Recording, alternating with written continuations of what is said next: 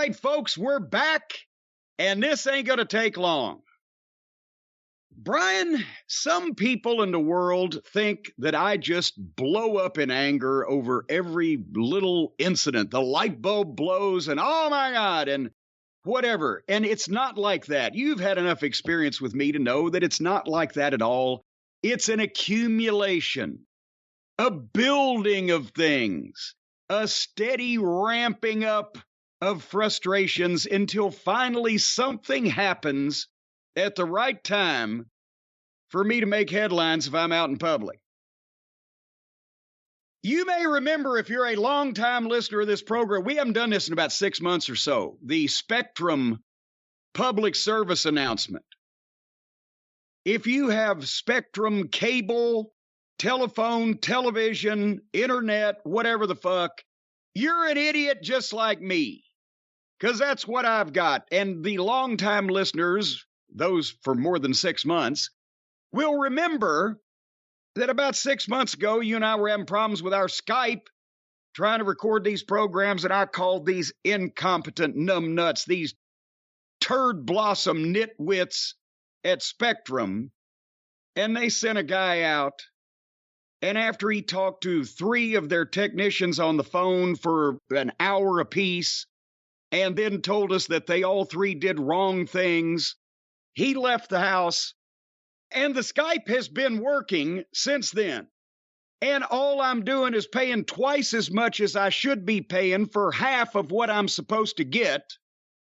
But the next time that I call these no good, incompetent, criminal pieces of shit who've been stealing my money to come over here in this house, and they don't fix it, that's going to happen because they can't fix anything.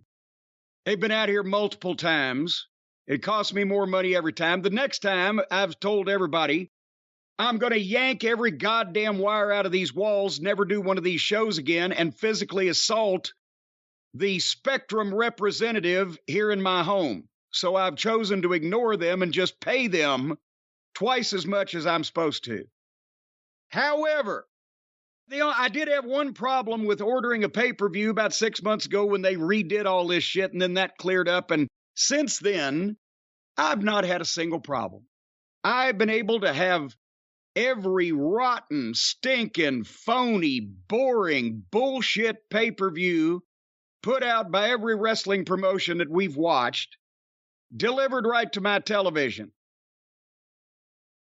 But the one that I want to see, Brian, that's where they got me. And there was the straw that broke the formerly fat manager's back. For the last 3 weeks, I've had people crawling all over my house from basement to ceiling. I have had plumbers, electricians, heating and air people, contractors, drywallers, painters. They've been banging on the walls to the point where I had to take pictures down on the other side because I thought things were going to cave in.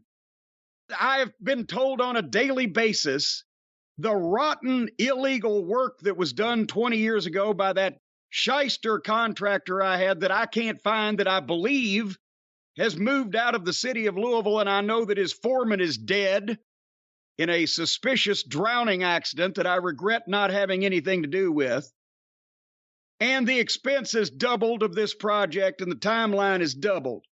And I've been going back and forth, as I mentioned, multiple times a day for 8 hours a day in 100-degree heat and oppressive fucking humidity, all the while signing action figures, running my merchandise business, watching these rotten wrestling programs 4 days a week, and then recording these fine podcasts. Over the last week, I've had 3 or 4 different entities fuck up in some kind of fashion, simple shit, whether it be sending me defective merchandise that is not worth the goddamn time and trouble to send back, or not following simple instructions. And so on Saturday evening, after the painters left, I said, fuck it. I'm going to do for the first time, because I want to see at least 2, maybe more of these matches.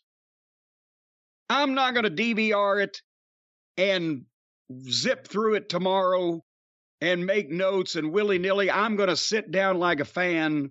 I'm going to watch this live.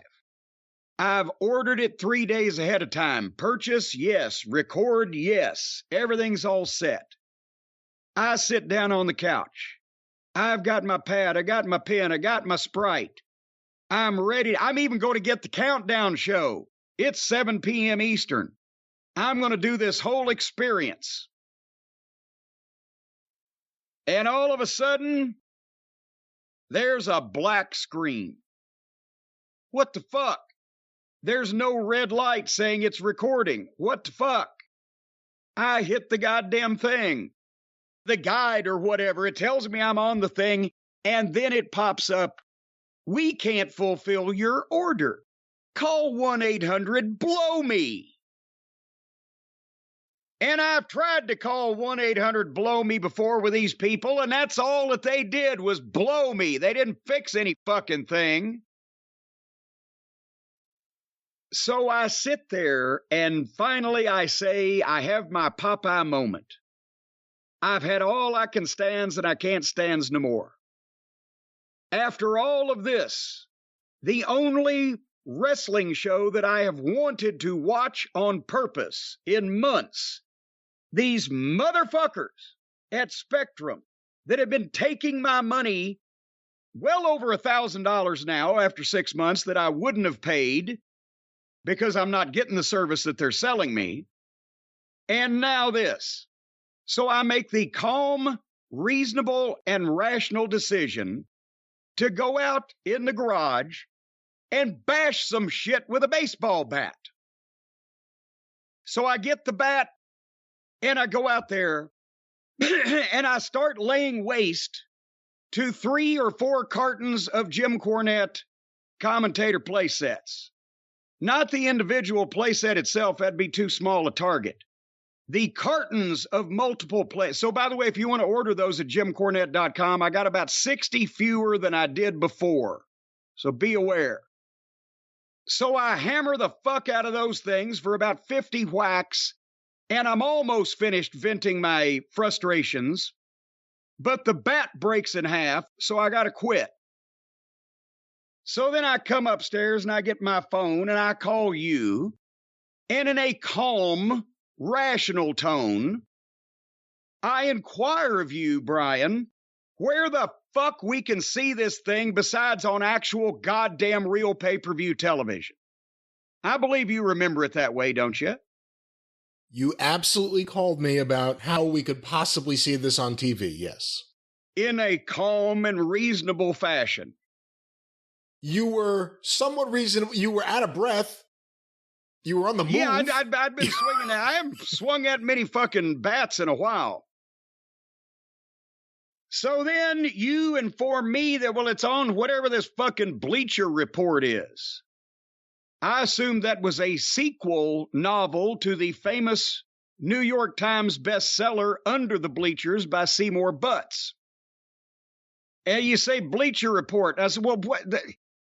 So basically the Bleacher Report deal is you watch it live on your computer, or you got to wait 24 hours for the replay. So if I don't watch it right goddamn then, I've got to wait 24 hours for the replay. Now, the issue is I didn't mind trying to stay up in my reclining couch in the TV room with a 72-inch screen and comfort. But I'll be goddamned if I'm going to watch a 4-hour fucking wrestling show on this computer screen that I can't get 5 feet away from without not being able to see it or hear it anymore, all the way till midnight when I've been up since 6:30 on Saturday morning. And I get pissed about that. And I go back downstairs, go back out in the garage, grab a broomstick to compensate for the broken bat, and resume bashing shit, which by now has attracted Stacy's attention, and she's come out to determine whether I'm going to have a heart attack or a stroke. And when I finish bashing that shit, I'll walk off over to the other end of the house out in the yard so I can sit on my bench under my maple tree and catch my breath and determine which of the offices of Spectrum I'm going to be knocking on the door of with a fucking firebomb or something. Well, then she comes out and walks down there and brings me a cold drink and asks me to calm down before I bust some kind of aneurysm. And I said, all right, I'm coming. So as I come back in the house, I figure I'll sit down and I'll just watch television. I sit down to watch TV, and Brian, I can't get the big box off my screen that says we can't fulfill your order over the black screen of the pay-per-view. I can't change the channel. I turned the cable box off. I turned it back on. I unplugged. I did every goddamn thing that I could think of to do. And then I went back out in the yard and started looking for a stick. Well, then Stacy comes in behind me and starts punching buttons on the remote just at random and somehow goes to our DVR, which then leads us back to our cable guide, which then leads us back to television. And she comes out to tell me that. And as I come in to sit down, she says, where's Harley? I said, what do you mean, where's Harley? She was upstairs with you. Well, she's not up here. Well, she's not down here. I said, could she have possibly walked out behind you when you came out to find me? I don't know. Oh, shit. So now I said, you look in here. I'll look out there. I go outside. And Brian, I have not run this fast in 25 years. And I don't intend to ever do it again. I did 2 full loops in flip-flops at a dead run around this entire house. I've estimated that's about 2 football fields because I wasn't turning tight corners either. Looking for this dog, screaming for Harley. And she is nowhere. And there's no way she's wandered that far off. I can't think what the fuck. I turn around right as Stacy's coming out to meet me. I found her.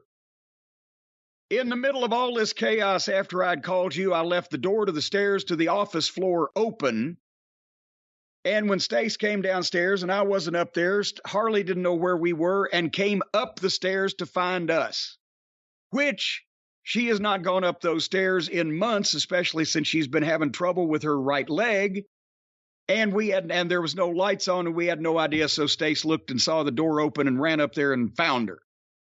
I come in and lay down on the floor, more blown up than since I last fucking wrestled a bunkhouse match with the Fantastics and nearly puked on the floor after running those laps still at 8 o'clock at night, 90-something degree fucking weather. And as I'm laying there sweating and heaving and ready to puke, Stacy says, I got that Bleacher Report thing on the TV in the bedroom. And I said, I don't care if it's Lou Thez back from the dead, 2 out of 3 falls in a shoot with Frank Gotch. I ain't watching any fucking wrestling.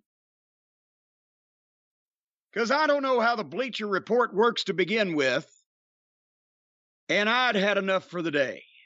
So, what we are going to do, now that we know what basically happened,